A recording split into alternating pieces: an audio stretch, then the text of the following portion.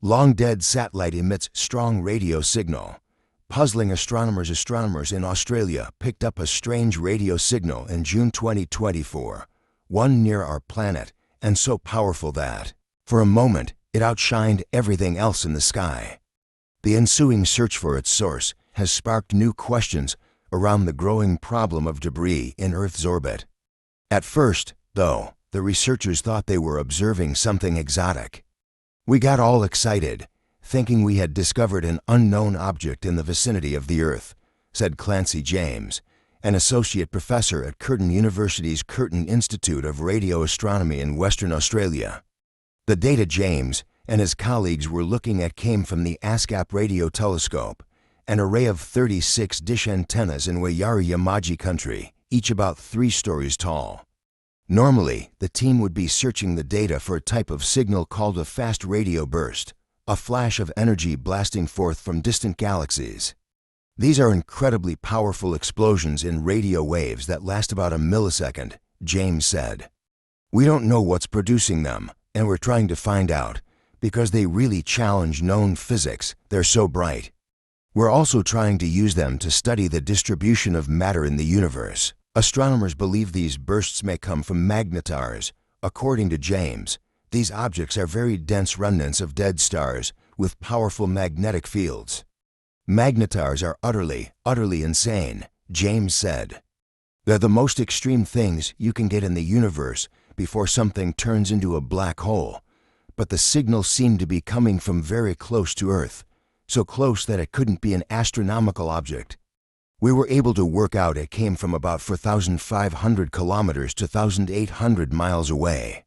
And we got a pretty exact match for this old satellite called Relay 2.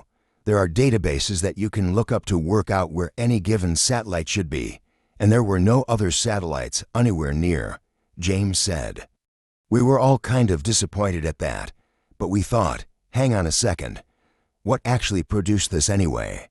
A massive short-circuit NASA launched Relay 2, an experimental communications satellite, into orbit in 1964.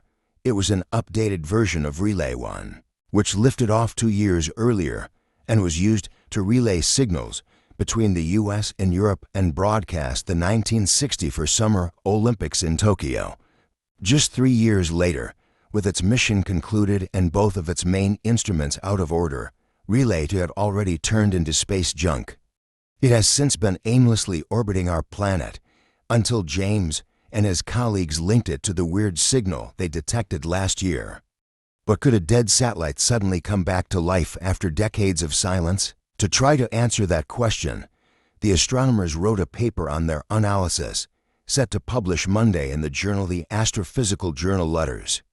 They realized the source of the signal wasn't a distant galactic anomaly, but something close by when they saw that the image rendered by the telescope, a graphical representation of the data, was blurry.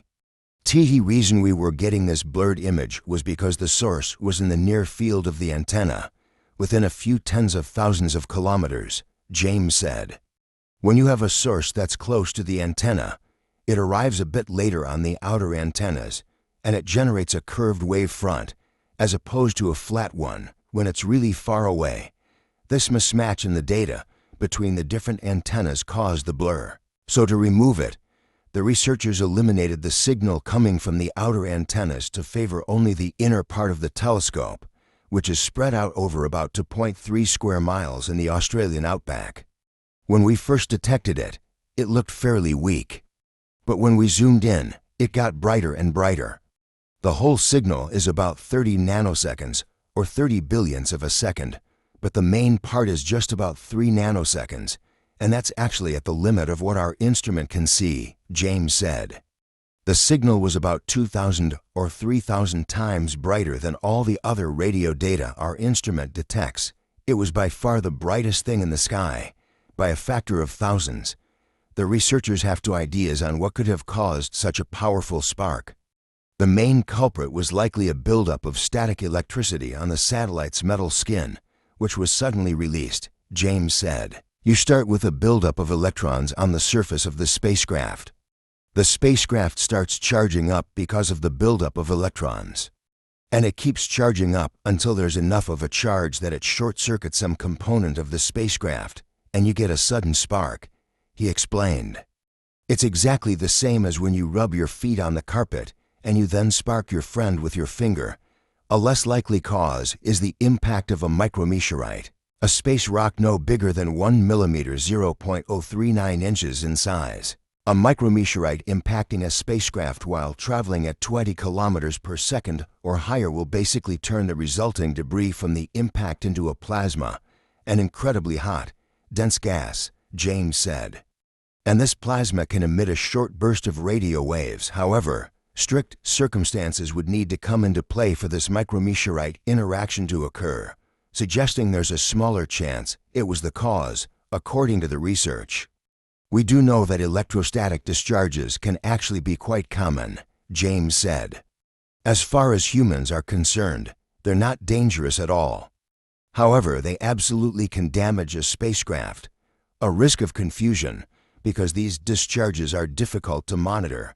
James believes the radio signal event shows that ground-based radio observations could reveal weird things happening to satellites, and that researchers could employ a much cheaper, easier-to-build device to search for similar events, rather than the sprawling telescope they used. He also speculated that because Relay 2 was an early satellite, it might be that the materials it's made of are more prone to a buildup of static charge than modern satellites, which have been designed with this problem in mind. But the realization that satellites can interfere with galactic observations also presents a challenge and adds to the list of threats posed by space junk. Since the dawn of the space age, almost 22,000 satellites have reached orbit, and a little more than half are still functioning. Over the decades, dead satellites have collided hundreds of times, creating a thick field of debris and spawning millions of tiny fragments that orbit at speeds of up to 18,000 miles per hour. We are trying to see basically nanosecond bursts of stuff coming at us from the universe, and if satellites can produce this as well, then we're going to have to be really careful, James said, referring to the possibility of confusing satellite bursts with astronomical objects.